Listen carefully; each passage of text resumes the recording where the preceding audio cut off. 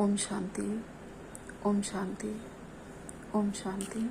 हम सभी अपने आत्मिक स्वरूप में स्थित होकर बहुत ही ध्यान और एकाग्रता के साथ अपने परमपिता परमात्मा के महावाक्यों को सुनकर स्वयं में धारण करेंगे और इस मुरली का स्वरूप बनेंगे। ओम शांति। आज 21 सितंबर 2024 की बाबा की साकार वाणी है। बाबा कहते हैं, मीठे बच्चे, बाप कल्प कल्प आकर तुम बच्चों को अपना परिचय देते हैं। तुम्हें भी सबको बाप का यथार्थ परिचय देना है। आज का प्रश्न है, बच्चों के किस प्रश्न को सुनकर बाप भी वंडर करते हैं। उत्तर में बाबा कहते हैं, बच्चे कहते हैं, बाबा आपका परिचय देना बहुत मुश्किल है, हम आपका परिचय कैसे दें। यह प्रश्न सुनकर बाप को भी वंडर लगता है। जब तुम्हें बाप ने अपना परिचय दिया तो तुम भी दूसरों को दे सकते हो। इसमें मुश्किलात की बात ही नहीं, यह तो बहुत सहज है। हम सब आत्माएं निराकार हैं तो जरूर उनका बाप भी निराकार होगा। बाबा कहते हैं कि बाबा हम बच्चों के किस प्रश्न को सुनकर बाबा को बड़ा आश्चर्य लगता है। तो उत्तर में बाबा कहते हैं कि बाबा जब सुनते हैं कि बाबा आपका परिचय देना लोगों को बहुत मुश्किल है, तो बाबा कहते हैं कि जैसे मैंने आकर तुम्हें अपना परिचय दिया है वैसे तुम भी दूसरे को दे सकते हो। पूछो तुम्हारा बेहद का पिता कौन है। तो बाबा कहते हैं इसमें कोई मुश्किलात की बात ही नहीं है, बहुत सहज है। सबको बताओ कि हम सब जितने भी आत्माएं हैं सब निराकार हो, तो तुम्हारे पिता भी जरूर निराकार ही होंगे। जो बेहद के पिता हैं हम सब के पिता हैं। ओम शांति। मीठे मीठे रूहानी बच्चे समझते हैं बेहद के बाप के पास बैठे हैं। यह भी जानते हैं बेहद का बाप इस रथ पर ही आते हैं। ब्रह्मा बाबा के रथ पर ही शिव बाबा आते हैं जो हमारे बेहद के पिता हैं। जब बाप दादा कहते हैं यह तो जानते हैं कि शिव बाबा है और वह इस रथ पर बैठा है, अपना परिचय दे रहे हैं। बाबा इस रथ पर बैठकर अपना परिचय दे रहे हैं। बच्चे जानते हैं वह बाबा है। बाबा मत देते हैं कि रूहानी बाप को याद करो तो पाप भस्म हो जाएंगे, जिसको योग अग्नि कहते हैं। बाबा से योग लगाने से जो भी हमारे पाप कर्म होंगे सब भस्म होंगे। बाबा कहते हैं अभी तुम बाप को तो पहचानते हो, तो ऐसे कभी थोड़े ही कहेंगे कि बाप का परिचय दूसरे को कैसे दूं। तुमको भी बेहद के बाप का परिचय है तो जरूर दे भी सकते हो। परिचय कैसे दे, यह तो प्रश्न ही नहीं उठ सकता है।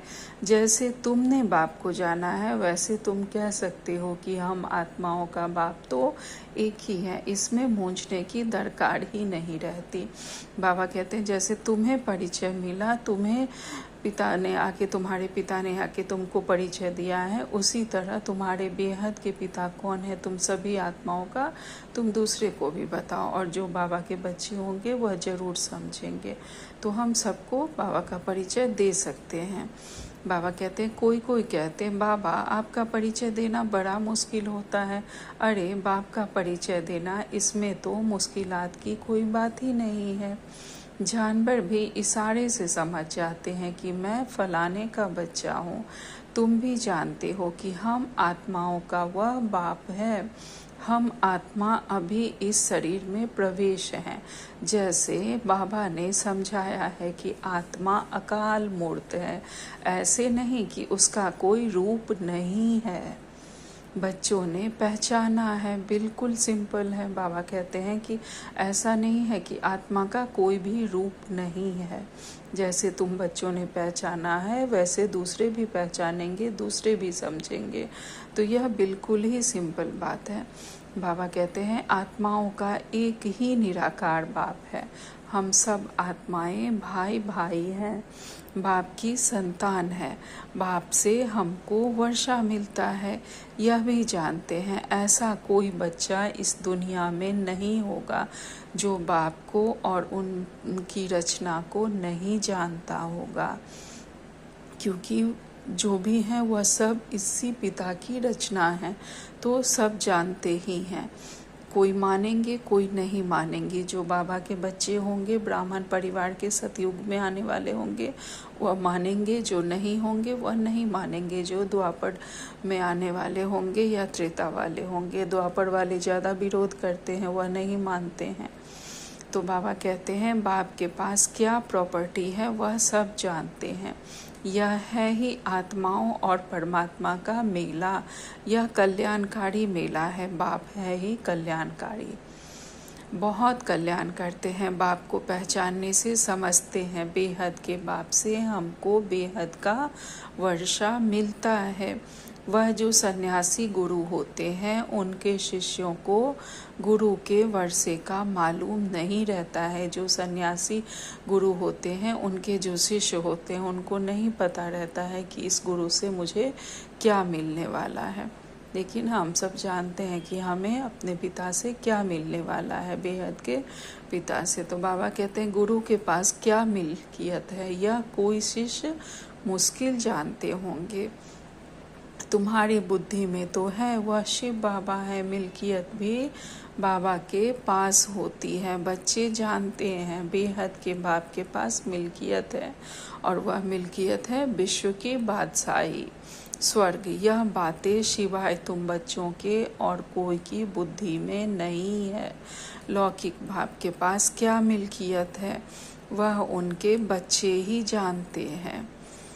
अभी तुम कहेंगे हम जीते जी पारलौकिक बाप के बने हैं, उनसे क्या मिलता है वह भी जानते हैं। हम पहले शूद्र कुल में थे, अभी ब्राह्मण कुल में आ गए हैं।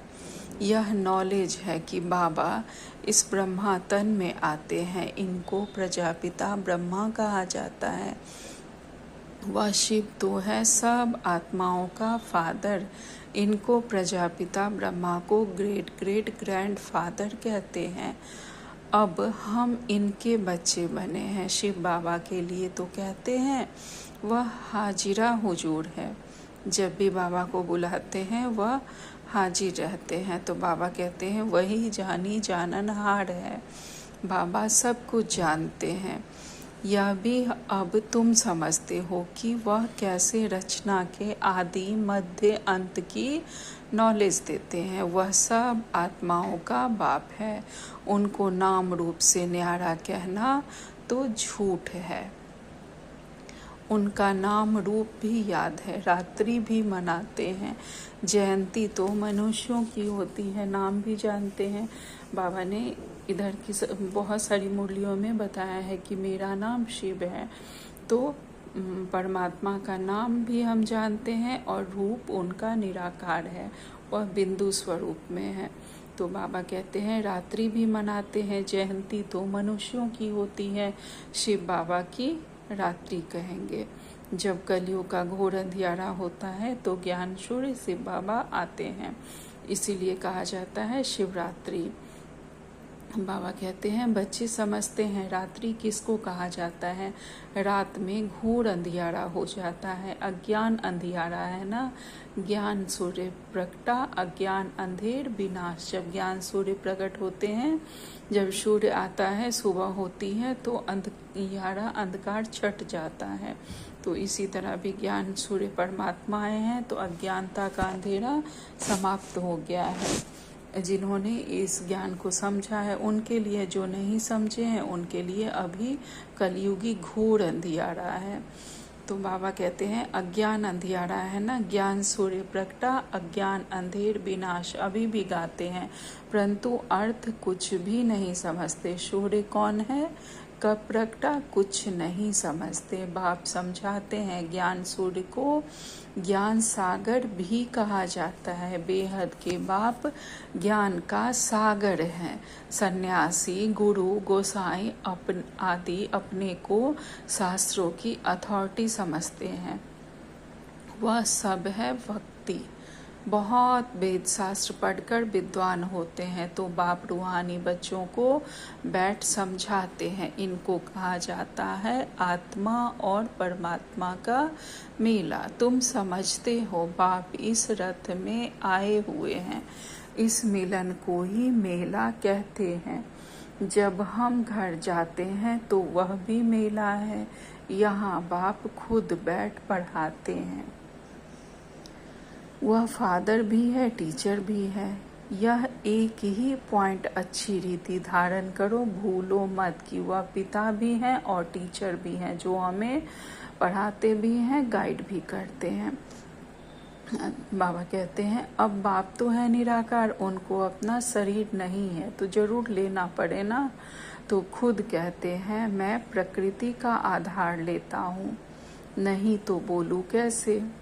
बाबा कहते हैं अगर मैं आधार नहीं लूँगा प्रकृति का, इस पंच तत्वों के बने शरीर का मैं आधार नहीं लूँगा तो फिर मैं बोलूँगा कैसे, ज्ञान कैसे दूँगा। तो बाबा कहते हैं शरीर बिगड़ तो बोलना होता नहीं, तो बाप इस तन में आते हैं, इनका नाम रखा है ब्रह्मा। हम भी शूद्र से ब्राह्मण बने तो नाम बदलना ही चाहिए। नाम तो तुम्हारे रखे थे, परंतु उसमें भी अभी देखो तो कई हैं ही नहीं, इसलिए ब्राह्मणों की माला नहीं होती। भक्त माला और रुद्र माला गाई हुई है। शुरू में जब बाबा के बच्चे बने थे तो बाबा ने उन्हों का नाम रखा था, तो उसमें से काफ़ी ऐसे थे कि जब वेगड़ी पाठ हुआ तो बहुत लोग छोड़ के चले गए। तो बाबा कहते हैं उनमें से तो कई ऐसे हैं जो अभी हैं भी नहीं, इसलिए बाबा कहते हैं कि ब्राह्मणों की माला नहीं बनती, क्योंकि उन्हें निश्चय नहीं है कि यह ज्ञान देने वाला स्वयं भगवान है। तो बाबा कहते हैं भक्त माला और रुद्र माला गाई हुई है, ब्राह्मणों की माला नहीं होती। विष्णु की माला तो चली आई है। सूक्ष्म बतन में विष्णु को 4 भुजा वाला दिखाया है, 2 भुजा लक्ष्मी की और 2 भुजा नारायण की, इसलिए 4 भुजाएं दिखाई गई है, नहीं तो किसी की 4 भुजाएं नहीं होती। बाबा कहते हैं मैं धोबी हूँ, मैं योग बल से तुम आत्माओं को शुद्ध बनाता हूँ, फिर भी तुम बिगाड़ में जाकर अपना श्रृंगार गवा देते हो। बाप आते हैं सबको शुद्ध बनाने। आज बाबा ने स्वयं को धोबी भी कहा है कि बाबा हम आत्माओं को शुद्ध बनाते हैं योग बल से, लेकिन फिर भी हम अपना श्रृंगार गवा देते हैं भिखारी बन के। बाप आते हैं सबको शुद्ध बनाने, आत्माओं को आकर सिखलाते हैं, तो सिखलाने वाला जरूर चाहिए ना। पुकारते हैं आकर पावन बनाओ, कपड़ा भी मैला होता है तो उनको धोकर शुद्ध बनाया जाता है। ऐसे ही हमारी आत्मा भी मैली हो चुकी है, जिसे पावन बनाने बाबा आए हैं। बाबा कहते तुम भी पुकारते हो हे पतित पावन बाबा, आकर पावन बनाओ। आत्मा पावन बने तो शरीर भी पावन मिले। जब आत्मा पवित्र बन जाएगी तो हमें भी शरीर बिल्कुल पवित्र कंचन काया हमें मिल जाएगी, तब कोई भी बीमारी की बात नहीं होगी, बिल्कुल हम स्वस्थ रहेंगे, निरोगी रहेंगे। बाबा कहते हैं तो पहली मूल बात होती है बाप का परिचय देना। बाप का परिचय कैसे दे, यह तो प्रश्न ही नहीं पूछ सकते। तुमको भी बाप ने परिचय दिया है, तब तो तुम आए हो ना। बाप पास आते हो, बाप कहाँ है, इस रथ में है। यह है अकाल तख्त, तुम आत्मा भी अकाल मूर्त हो। यह सब तुम्हारे तख्त हैं जिस पर तुम आत्माएं विराजमान हो। वह तो अकाल तख्त जड़ हो गया ना। तुम जानते हो मैं अकाल मूर्त अर्थात निराकार, जिसका साकार रूप नहीं है। बाबा निराकार है जिनका कि साकार रूप नहीं है। तो बाबा कहते हैं मैं आत्मा अविनाशी हूँ, कब विनाश हो नहीं सकता। आत्मा का कभी विनाश नहीं हो सकता। एक शरीर छोड़ दूसरा लेता हूँ। मुझ आत्मा का पाठ अविनाशी नोंधा हुआ है। आज से 5000 वर्ष पहले भी हमारा ऐसे ही पाठ शुरू हुआ था, ऐसे ही बाबा आए थे और ऐसे ही हमें ज्ञान दिया था और हम बाबा के बच्चे बने थे। शूद्र से ब्राह्मण बने, फिर ब्राह्मण से देवता बने। बाबा कहते हैं 11 संवत से हम यहाँ पाठ बजाने घर आते हैं। यह है ही 5000 वर्ष का चक्र। वह तो लाखों वर्ष कह देते हैं भक्ति में, इसलिए थोड़े वर्ष का विचार में नहीं आता। तो बच्चे ऐसा कभी कह नहीं सकते कि हम बाप का परिचय किसको कैसे दें। ऐसे ऐसे प्रश्न पूछते हैं तो वंडर लगता है। जब हम बच्चे बाबा से ऐसे प्रश्न पूछते हैं कि बाबा हम आपका परिचय कैसे दे दूसरे को, तो बाबा को आश्चर्य लगता है। तो बाबा कहते अरे तुम बाप के बने हो, फिर बाप का परिचय क्यों नहीं दे सकते हो। हम सब आत्माएं हैं, वह हमारा बाबा है, सर्व की सद्गति करते हैं। सद्गति कब करेंगे यह भी तुमको अभी पता पड़ा है। कल्प कल्प कल्प के संगम युग पर आकर सर्व की सद्गति बाबा करेंगे। वह तो समझते हैं कि अभी 40,000 वर्ष पड़े हैं और पहले से ही कह देते नाम रूप से न्यारा है। अब नाम रूप से न्यारी कोई चीज़ थोड़ी ही होती है, पत्थर भीतर का भी नाम है ना।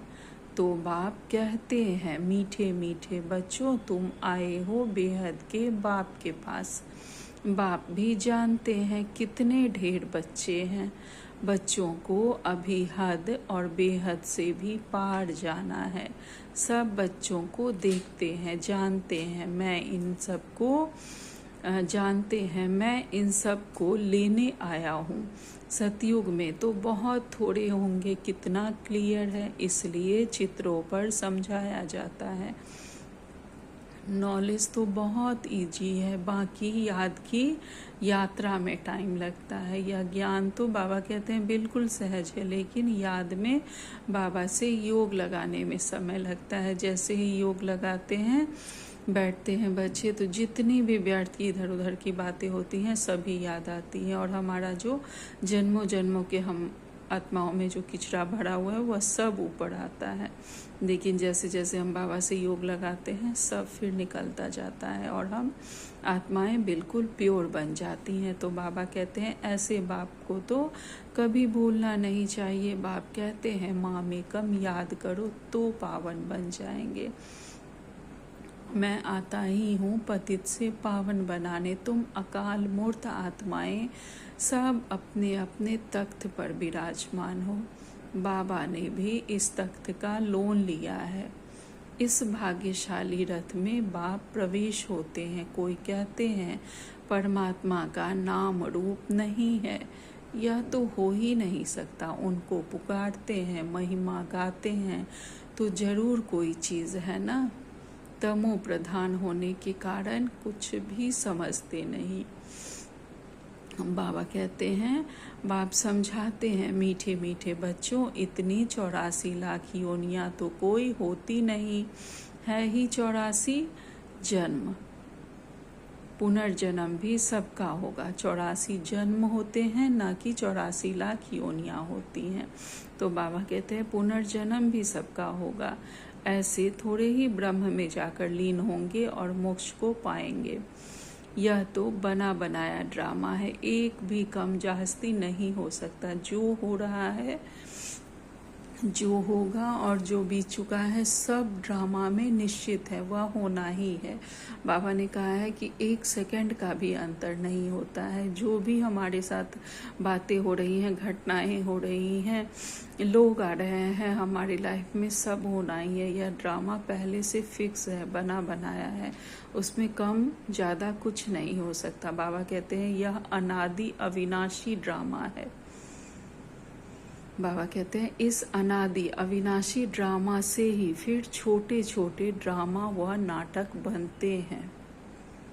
इस ड्रामा से ही छोटी बड़ी जो भी ड्रामा और नाटक होते हैं वह बनते रहते हैं। बाबा कहते हैं वह है विनाशी, अर्थात जो हम सृष्टि रंगमंच पर जो हम पार्ट बजा रहे हैं, जो हमारे ड्रामा चल रहा है, इसी से जो छोटे मोटे नाटक होते हैं, फिल्में बनती हैं या कुछ भी नाटक होता है, तो बाबा कहते हैं वह सब विनाशी है। लेकिन तुम जो पार्ट निभा रहे हो, तुम जो ड्रामा कर रहे हो, वह अविनाशी है, वह कल्प कल्प होता रहेगा। फिर इसी तरह के चक्र में तुम्हें फिर आना है। तो बाबा कहते हैं अभी तुम बच्चे बेहद में खड़े हो, तुम बच्चों को यह नॉलेज मिली हुई है हमने कैसे 84 जन्म लिए हैं। अभी बाप ने बताया है, आगे किसको पता नहीं था। जब तक बाबा से नहीं मिले थे हम नहीं जानते थे, लेकिन जब कुछ बातें होती थी तो हमें लगता था कि ऐसा हमारे साथ पहले भी हो चुका है।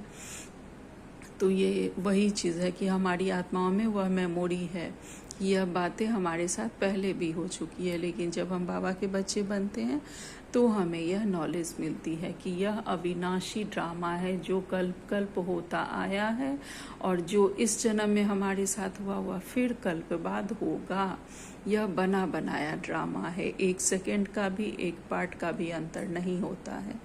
तो बाबा कहते हैं अभी बाप ने बताया है, आगे किसको पता नहीं था। ऋषि मुनि भी कहते थे हम नहीं जानते हैं। बाप आते ही हैं संगम युग पर इस पुरानी दुनिया को चेंज करने।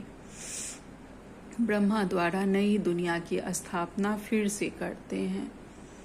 वह तो लाखों वर्ष कह देते हैं, कोई बात याद भी ना आ सके। महाप्रलय भी कोई होती नहीं। बाप राजयोग सिखलाते हैं, तुम फिर रजाई तुम पाते हो। इसमें तो संशय की कोई बात ही नहीं। तुम बच्चे जानते हो पहले नंबर में सबसे प्यारा है बाप का सबसे प्यारा है बाप, फिर नेक्स्ट है श्री कृष्ण। बाबा कहते हैं हम बच्चों को ही पता है कि सबसे पहले नंबर में सबसे प्यारा बाप है और उसके बाद फिर नेक्स्ट है श्री कृष्ण। तुम जानते हो श्री कृष्ण स्वर्ग का पहला प्रिंस नंबर 1 है। उन्हीं के द्वारा सबसे पहले सत्युग की स्थापना होती है, वही सबसे पहले आते हैं। तो बाबा कहते हैं वही फिर 84 जन्म लेते हैं, और 84 जन्म का जो अंतिम जन्म होता है तो उसमें वह ब्रह्मा बनते हैं, जिसमें शिव बाबा प्रवेश कर हमें यह ज्ञान दे रहे हैं। तो बाबा कहते हैं अब तुमको पतित से पावन बनना है। पतित पावन बाप ही है। पानी की नदियाँ थोड़े ही पावन कर सकती हैं, वह तो पावन हमें बाबा ज्ञान के द्वारा कर रहे हैं। बाबा कहते हैं पतित पावन बाप ही है। पानी की नदियाँ थोड़े ही पावन कर सकती हैं। यह नदियाँ तो सतयुग में भी होती है, वहाँ तो पानी बहुत शुद्ध रहता है, किचरा आदि कुछ भी नहीं रहता। यहाँ तो कितना किचरा पड़ा रहता है। बाबा का देखा हुआ है, उस समय तो ज्ञान नहीं था, अभी वंडर लगता है पानी कैसे पावन बना सकता है। तो बाप समझाते हैं मीठे बच्चे कभी भी मूंझो नहीं कि बाप को याद कैसे करे। अरे तुम बाप को याद कर नहीं सकते हो, वह तो है कुक की संतान और तुम हो एडॉप्टेड बच्चे। एडॉप्टेड बच्चों को जिस बाप से मिल्कियत मिलती है उसको भूल सकते हैं क्या? बेहद के बाप से बेहद की मिल्कियत मिलती है तो उनको भूलना थोड़े ही चाहिए। लौकिक बच्चे बाप को भूलते हैं क्या? अगर बच्चे को पता चले कि फादर से मुझे बहुत बड़ी प्रॉपर्टी मिलने वाली है तो भूलते हैं क्या? कम मिले ज़्यादा मिले कोई भी अपने पिता को नहीं भूलते हैं। और जब बेहद के बाबा से हमें इतनी बड़ी प्रॉपर्टी 21 जन्मों की मिलने वाली है तो उन्हें कैसे भूल सकते हैं?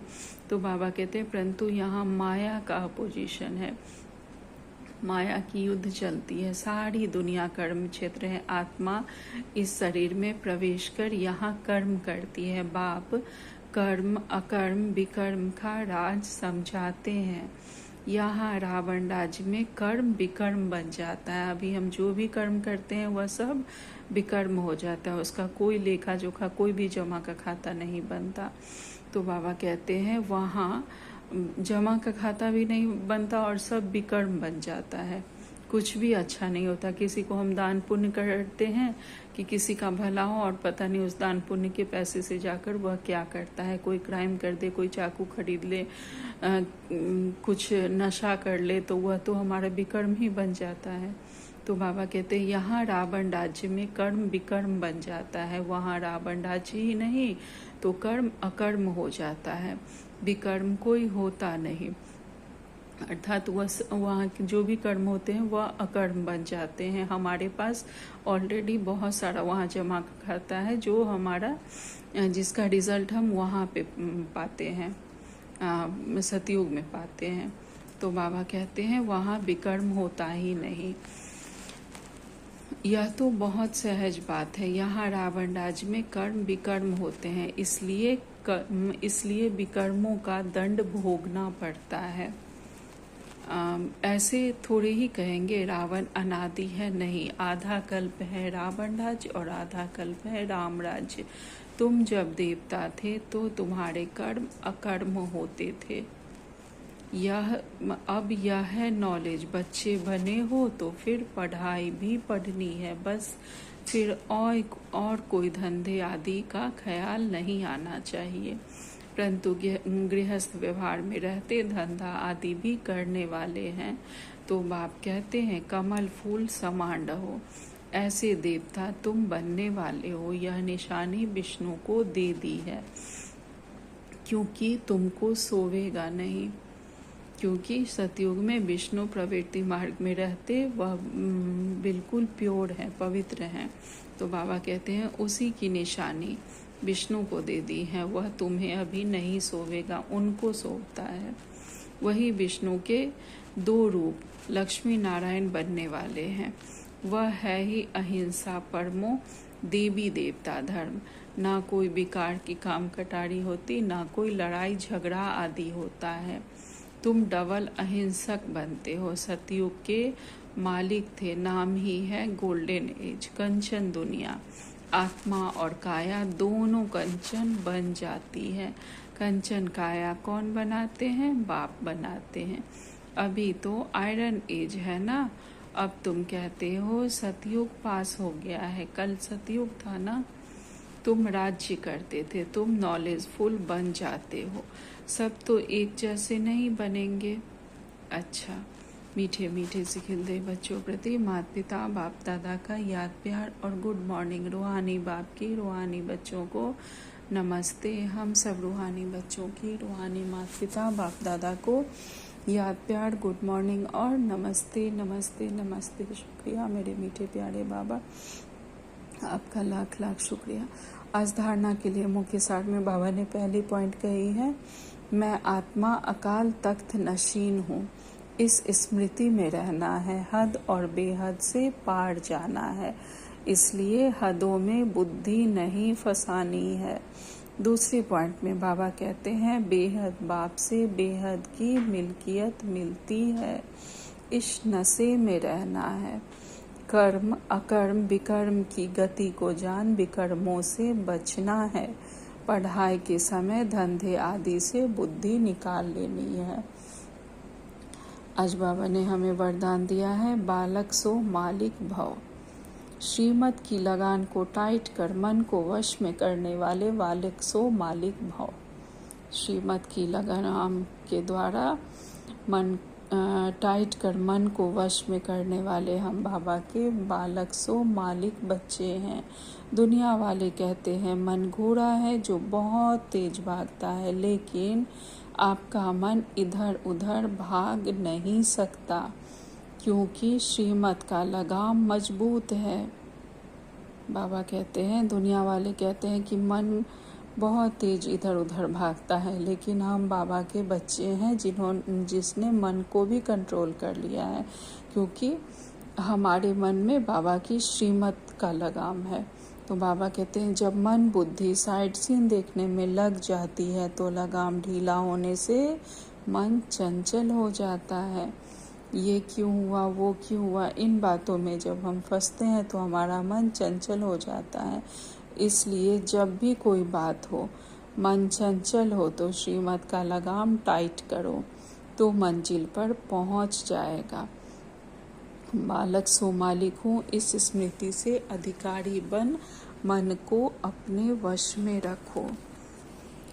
आज बाबा ने स्लोगन में कहा है, सदा निश्चित हो कि जो हो रहा है वह भी अच्छा, जो होने वाला है वह भी जो होने वाला है, और वो और जो और भी अच्छा, तो अचल अडोल रहेंगे। बाबा कहते हैं सदा हमारे में निश्चय होना चाहिए कि हमारे साथ जो हो रहा है वह बहुत अच्छा हो रहा है।